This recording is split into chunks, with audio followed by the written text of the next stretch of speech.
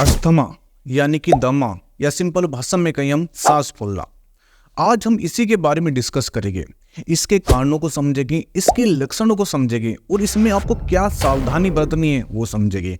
और सबसे लास्ट में होम्योपैथिक ट्रीटमेंट कि इसका होम्योपैथिक ट्रीटमेंट क्या है।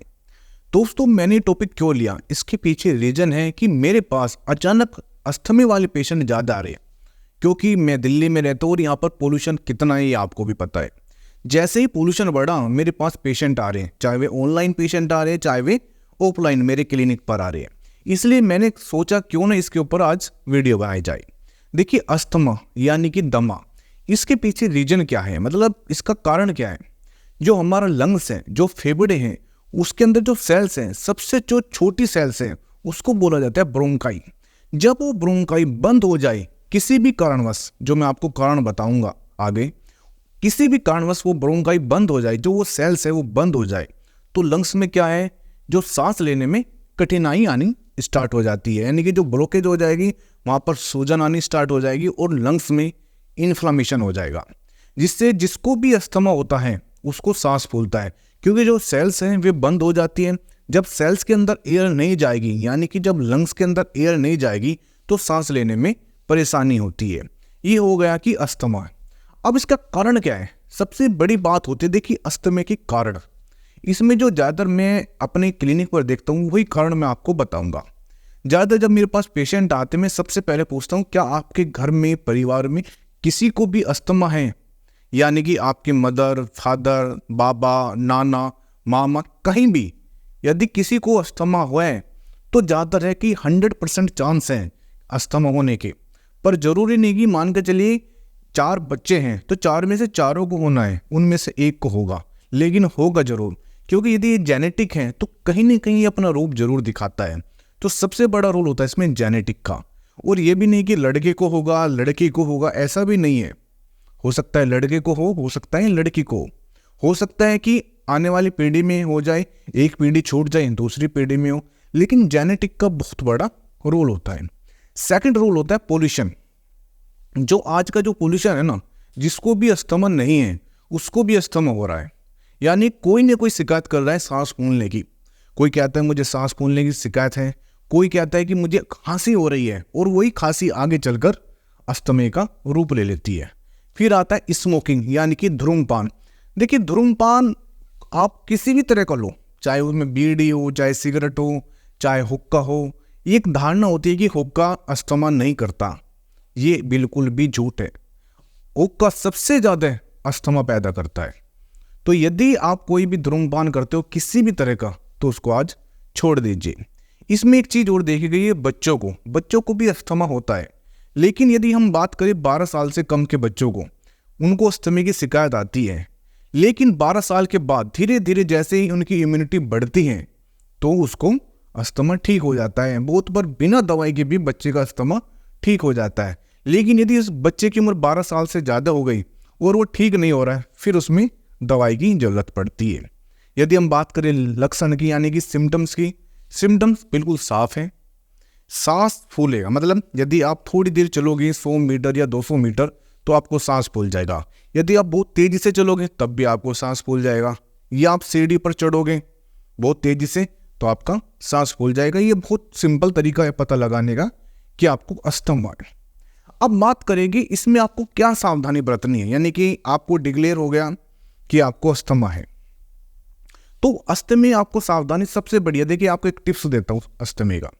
यदि आपको खांसी है या आपको सांस फूलता है, जब भी आप सुबह उठें, सुबह उठते ही 1 कप या आधा गिलास गुनगुना पानी जरूर पीजिए, उठते ही तुरंत।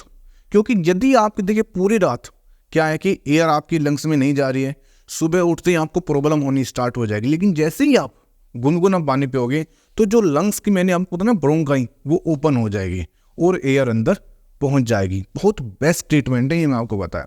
और खाने में जितनी भी ठंडी चीज़ें बिल्कुल बंद कर दीजिए।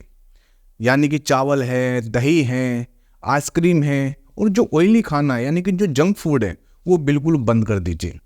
यदि आप स्मोकिंग कर रहे हो तो बिल्कुल बंद कर दीजिए। कोई दवाई आपको ठीक नहीं कर सकती, कोई भी दवाई। याद रखना, आप सोचो कि मैं कोई ट्रीटमेंट ले लूँ कहीं भी जाकर और मैं स्मोकिंग भी करूं? बिल्कुल नहीं। और यदि आप कहीं पोल्यूशन में ज़्यादा रहते हो तो थोड़ा पोल्यूशन को अवॉइड करना, इन चीज़ों को थोड़ा विशेष ध्यान रखना। अब बात करेंगे होम्योपैथिक ट्रीटमेंट की।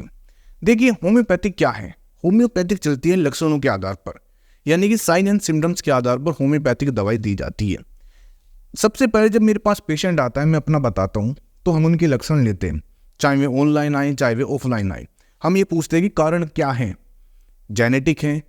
बहुत बार अस्थमा सीजनल भी होता है। सीजनल का मतलब यह है कि सर्दी से गर्मी की तरफ कोई गया उसको अस्थमा हो गया, कोई गर्मी से सर्दी की तरफ जाता है, जैसे मौसम चेंज हो रहा है पर डे, तो उसमें अस्थमा की शिकायत ज़्यादा आती है।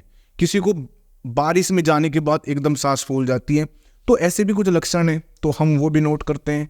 तो जो लक्षण है उसी के आधार पर होम्योपैथिक दवाई दी जाती है।